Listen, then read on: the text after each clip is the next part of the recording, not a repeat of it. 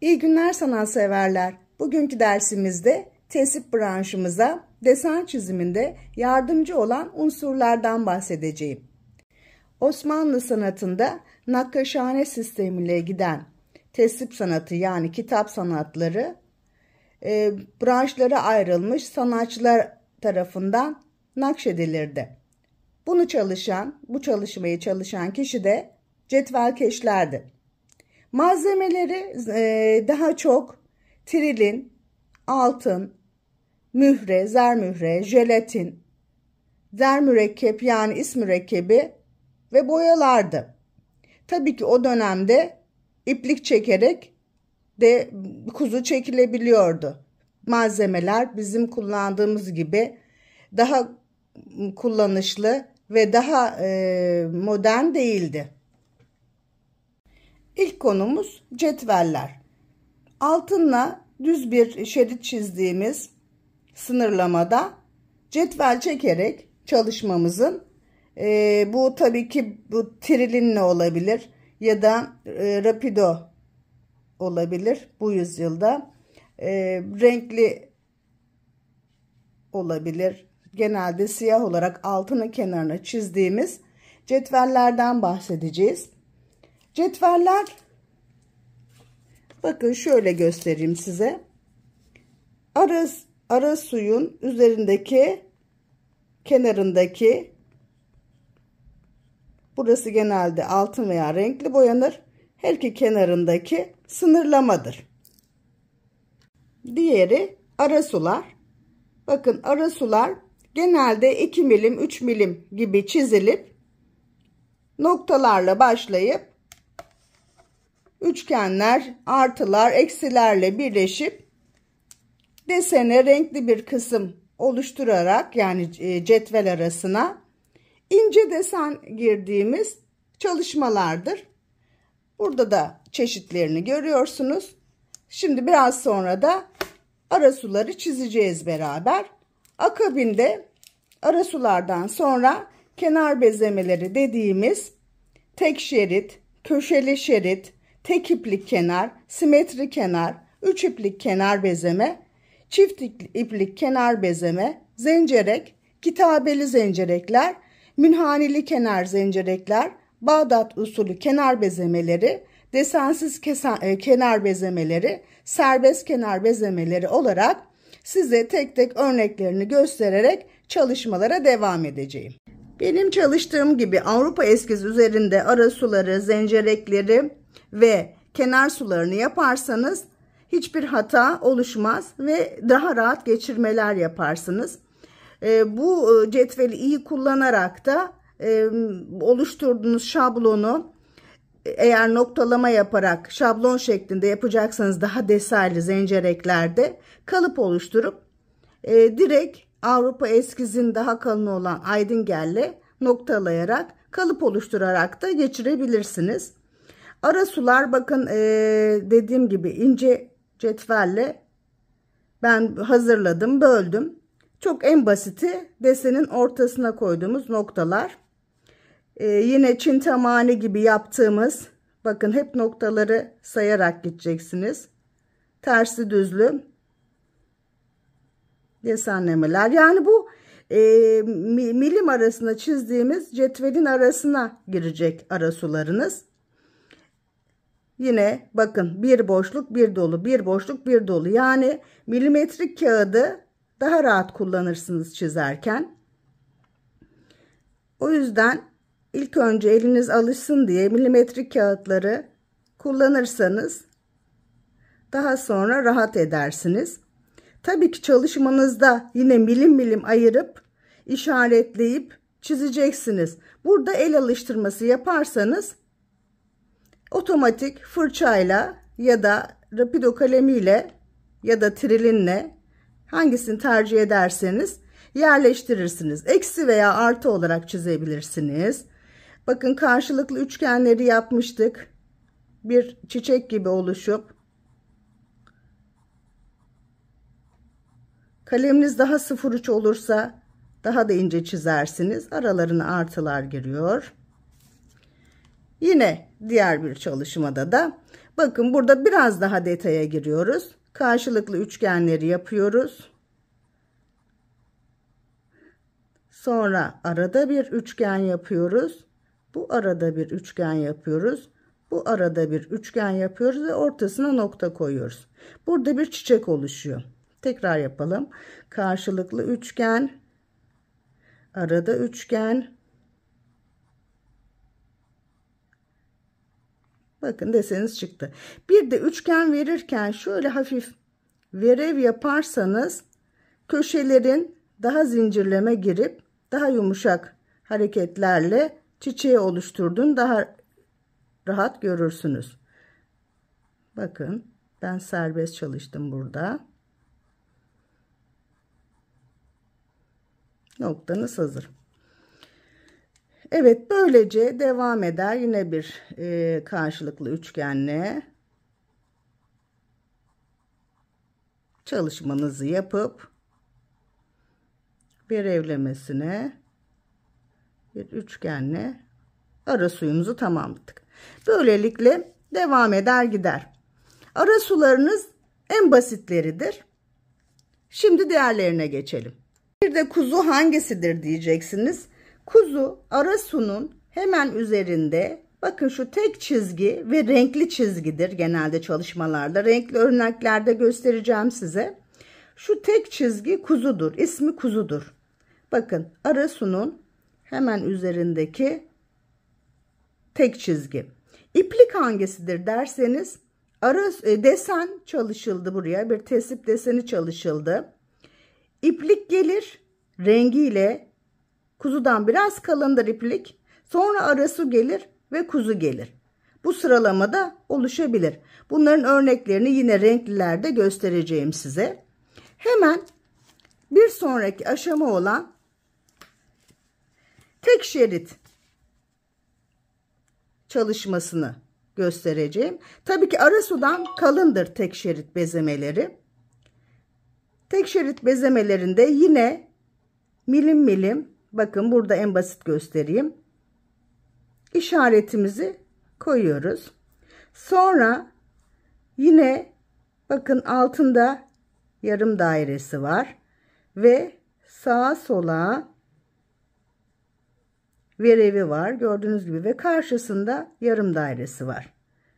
Bunların hepsine alıştıktan sonra deseninize geçireceksiniz ve orta noktasında yuvarlağı var. Bu da köşeli tek şerit çalışmadır. Böyle devam eder gider. Tek iplik kenar bezemesi de bakın milimlediğiniz, bu sefer iki kutucuğu aldık. Burada tek kutucuk almıştık. İki kutucuk aldık ve esimizi tamamladık. Aşağı ve yukarı yarım dairelerimizi çizdik. Ve daha sonra yöne doğru, bakın yöne doğru geliyorum. Bakın yöne doğru dönüşlerimizi yapıyoruz. Tam merkezine bakın. Su gibi devam eder. Bu da tek iplik, yani tek bir esin takip ettiği kenar bezemesidir. Tekli zencerekte de en basiti olan tekli zencerekte de karşılıklı kutucuklarda yine yarım dairelerinizi ya da şöyle diyeyim verev üçgenlerinizi yaparsınız. Sonra bu karenin yine ortasına yuvarlağını çizersiniz. Bakın çok düzgün giderseniz zencereniz o kadar güzel olur. Ne yaptım? Karşılıklı verevlerini yaptım. Orta çizgilerine noktalarını yaptım. Hemen basit şekilde bakın. Yuvarlağın altına, yuvarlağın üstüne, yuvarlağın altına ve üstüne olarak düzgün bir şekilde devam ederseniz zinciriniz ortaya çıkar. Yani zencereniz birbirine girmiş olur. Hemen ne yapıyoruz? Alttan, bakın tam altından geliyorsunuz. Biraz koyu yapayım net görün. Üstünden geliyorsunuz. Ve zincir birbirini takip ederek devam ediyor. Bu da tekli zencerektir. Kenar suyu Yine devam edelim. Kitabeli zencerekler nasıl olur? Alacağınız kutucuk önemli. Kaç kutucuk alacaksınız? Hemen yarım dairenizi çiziyorsunuz. Bakın.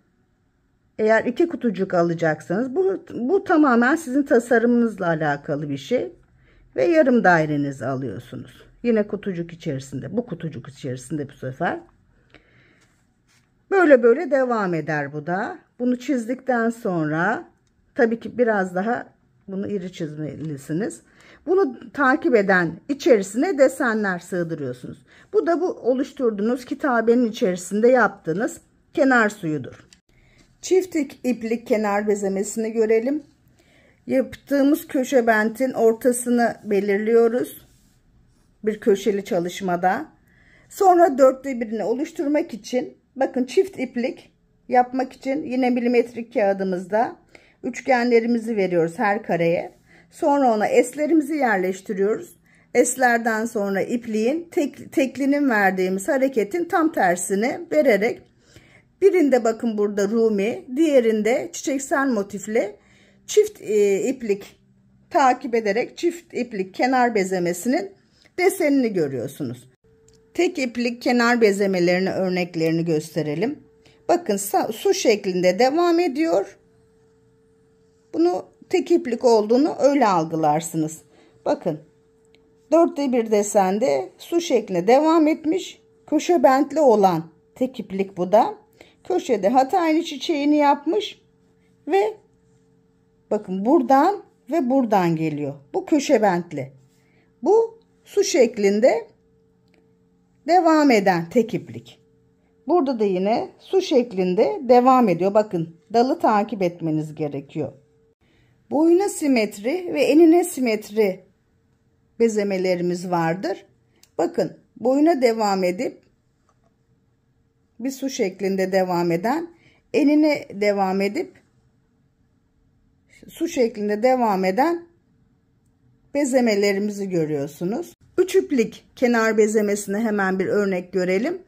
Bu çalışma damla şeklindeki rumiler ve kuş kanadı olan rumilerle 3 iplik kenar bezemesini görmektesiniz. Bakın her birinin uygulanma aşamalarını yine paylaşayım. Münhani kenar bezemelerini görelim. Simetri ve yürüyen münhani olarak devam eden münhani çeşitleri vardır. Bakın bu devamlı yürüyen dediğimiz arka arka hiç kopmayan bir münhani bezemesi. Simetri dediğimizde bakın bu çalışmanın simetri bir şekilde birbirini takip ederek aynı bakın şurada hemen göstereyim. Köşe bentlere denk gelecek şekilde simetri şekilde denk getirip köşe bentte biraz daha geliştirerek çizdiğimiz simetri münhanileri kenar bezemesidir. Bakın burada da görün. Aynı tekrar devam eder. Sonra köşede geliştirilir. Aynı simetri devam eder. Şimdi de Bağdat üslubu kenar bezemelerini görmektesiniz. Yine aşamalarını milimetrik kağıtta hazırlıyoruz.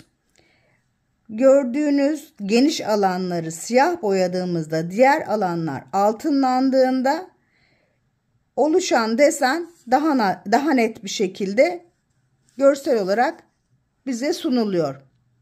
Yani bu çalışmalar köşe bentlerini çizerken size sıkıntı yaratır. Bunu da milimetrik kağıtta çizerseniz köşe bentleri çizmeniz kolaylaşacaktır. Geçme, zencerek, ara suların kullanım amacı hat ile tesip yani süsleme sanatının arasında birbiriyle renk ve desen kaynaşmasını sağlamak, hatta hat sanatına nefes aldırmak ve ön plana çıkarmaktır. Ve kağıda yaptığımız hattın güzel yerleşerek tesiple geçişini güzel sağlamaktır. Tesiple geçişi yapılan bezemeler yani tesipler tığ sanatımız ile zemine iyice yerleştirilir. Tığ dersini de bir başka dersimizde göreceksiniz. Evet, şimdi bu anlattıklarımızı görselde sizlere pekiştireyim ki daha net algılayabilirsiniz. Bakın, arasu burada ve kuzu burada. Arasunun kenarlarındaki gördüğünüz, altının kenarlarında gördüğünüz siyahta cetveli çekilmiş bir çalışma. Diğer bir çalışmaya gelelim. Bakın, arasuları yeşilin üzerinde tek tek karşılıklı çizgiler olarak yapılmış. Her iki kenarı yine cetvellenmiş altınla ve kenarına bakalım hemen. Boş bir arasu ve kuzusu mavi. Diğerini de görelim. Renkli yeşil bir arasumuz var ve karşılıklı bakın çizgileri atılmış. Her iki tarafında cetvelleri çekilmiş. Altınları ve ince şekilde cetvelleri çekilmiş. Mavi bir görüyorsunuz kuzusu var. Yine mavi kuzuyla mavi kobalt bir tığla bitirilmiş. Hemen yine diğerine geçelim. Yine aynı şekilde karşılıklı arasular yapılmış. Cetveller çekilmiş. Boş arasunun kenarında ve kuzusu çekilmiş. Bu çalışmalar birbirine benzer çalışmalar devam etmiş. Net bir şekilde görüyorsunuz. Farklı olan bakın burada rengi. Burada renk farklı bir somon rengiyle yapılmış. Farklı olarak bakın burada çift kuzu çekilmiş. Biri siyah, diğeri mavi. Hatta cetvel olarak çekilmiş. Onu daha net görün. Ve yine arasuları devam ediyor. Bakın burada da artı ve karşılıklı düz çizgi olarak arasular tercih edilmiş. Kobalt rengin üzerine cetvel, arasuyu ve kuzusu çekilmiş. Evet, burada çok daha net göreceksiniz. Cetveli çekilmiş. Bakın çalışmanın. Sonra arasuyu girmiş. Kırmızı Christmas üzerine beyaz ile artı şeklinde. Akabinde çift iplik köşe bentli suyumuz, bezememiz girmiş. Tekrar bir kuzu girmiş. Mavinin üzerinde tekrar beyaz olarak eksi işaretle karşılıklı çizgiler. Sonra tek iplik köşe bentli bir ara suyumuz var. Bakın köşe bentli olduğunu ne demiştim? Suyun takibine bakın. Bir daha ara suyu var. Sonra boş bir, bakın boş da olabilir. Desensiz bir kenar bezemesi var ve kuzusu var. Burada çok güzel örneğiyle hepsini uyguladığımız bütün örnekleri görüyorsunuz aslında. İki ara suyun iki desen arasını ayırmak amaçlı kullanıldığını görüyorsunuz burada. İki farklı renkle tabii ki. Aynı olsaydı karışırdı ve arada cetvel çekildiğini ve bu altın olduğunu da görüyorsunuz. Ve bu çalışma içerisinde hangi renkler var ise bakın 3 tane kuzu çekilmiş. Amaç daha çok zemindeki renklerle bitirmek ve bitişi simgelemektir. Kuzu da kobalt dediğimiz mavi ya da orta mavi diyelim, burada çok koyu değil. O ve kırmızı ile de bitiş kuzusunu simgelemektedir. Bu kuzular bakın 2-3 olabilir ve iki desen bu ara sularla birbirinden ayrılmıştır. Yine tığlarla bitmiştir. Evet, bu çalışmada da çok güzel bir örnek var. Cetvel çekilmiş, ara su yapılmış, tekrar cetvellenmiş ve zencerek girmiş. Hemen bakıyoruz, zencereğin akabinde iğne perdahlar var. Daha girift olsun, birbirine girsin diye. Tekrar bir kuzu çekilmiş. Boş alan zemin bırakılmış. Cetvel çekilmiş ve iplik yapılmış. Kuzu çekilmiş ve tekrar cetvel çekilmiş ve kuzu çekilmiş. Burada bakın 2 iplik sarmal zincirimiz varken burada yine ara suyumuz var. Burada 3 iplik zincirimiz var. Ve çok güzel bir örnek çalışmaya. Evet sevgili arkadaşlar, münhaneli kenar bezemeleri demiştik. Bu çalışmada da münhaneli kenar bezemesini görmektesiniz. Sırt sırta birbirinin üzerine devam eden ve helezonlu kuş kanadı esli bir münhani ile içerisinde yine bakın bu ipliği çekilmiş, cetveli çekilmiş, boş ara suyu yapılmış turkuaz ile tekrar ipliği kuzusu çekilip münhaneli kenar bezemesi yapılmış. 2 ayrı boş desensiz kenar ara suyu yapılmış ve burada tek şerit bir bezeme yapılarak sonra tığ için renkli bir kuzu çekilip, tığlar bakın bunlardır, tığ çalışmaları, tığlarla da bitirilmiş bir klasik çalışmamız. Sizlere yine güzel bir örnek var. Hemen aşağıdan yukarıya takipleyelim. İlk önce 2 sınır, bakın 2 çalışma, 2 tesip, bu sayfa düzeni olabilir. Bu artık çalışmanız neyse. Burada bakın zincirimizle ve köşe bentli tek şerit çalışmamızla, renkli bir bezememizle bordo üzerine pembe çalışılmış. Bakın tam bir simetri var. İlk önce bu bezeme yapılmış. Sonra zencereye çalışılmış. Sonra burada bir renkli kuzumuz ve cetvelimiz var. Ara suyumuz ve cetvelimiz var. Hemen şurada bakalım. Yine mavi ile beyaz üzerine ara suyumuz, cetvelimiz, ipliğimiz tek renk, altınımız ve cetvelimiz var. Oldukça yoğun bir şekilde anlattıklarımı net bir şekilde de uygulanışını görüyorsunuz. Bir tane daha örnek görelim. İplik ve kuzusu çekilmiş, ara suyu, yine ipliği ve cetveli çekilmiş, ara suyu, tekrar ipliği ve cetveli. Bakın burada dikkat ederseniz zencerek veya ara su yapılmamış. Bazen boş olabilir. Hemen kuzuyla bitebilir. Bazen burada ebru olabilir. Bazen zarifşan olabilir. Burada da altın var. Yani altın da tercih edilmiş. Cetvellerimiz, bezemelerimiz var. Bunlar serbest desenli kenar bezemeleri olarak geçiyor. Yani bunu düz altınla da boyayabilirsiniz. Zarifşan dediğimiz altınlığı serperek fırça yardımıyla da burada bir kısım oluşturabilirsiniz. Ne demiştim? Bir zahriye başı olabilir, bir sayfa düzeni olabilir, Esmaül Hüsna olabilir. Artık çalışmanız neyse, tabi bunların ölçüleri de var. Yazıyı hiçbir zaman öldürmeyeceksiniz ve yazıyla tesip arasını çok güzel ayırmanız gerekiyor, sınırlamanız gerekiyor. Burada yine bir klasik çalışmada bakın bulutlayarak yazı ayrılmış. Sadece negatif gibi bakın naif bir çalışmayla tesip çalışılmış.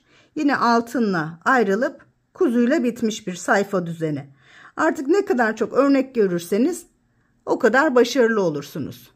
Bu çalışmada da bakın hemen cetveli çekilmiş, ipliği kırmızı ile yapılmış, tekrar ara suyu bakın kobalt üzerine beyaz ile çalışılmış, tekrar ipliği ve kuzusu çekilmiş ve bakın çift iplik bir bezeme var burada, çiçeksel bir bezeme ve tekrar ilkin çalışması, ikinci de iplik, ara su, iplik ve kuzu ile bitmiş.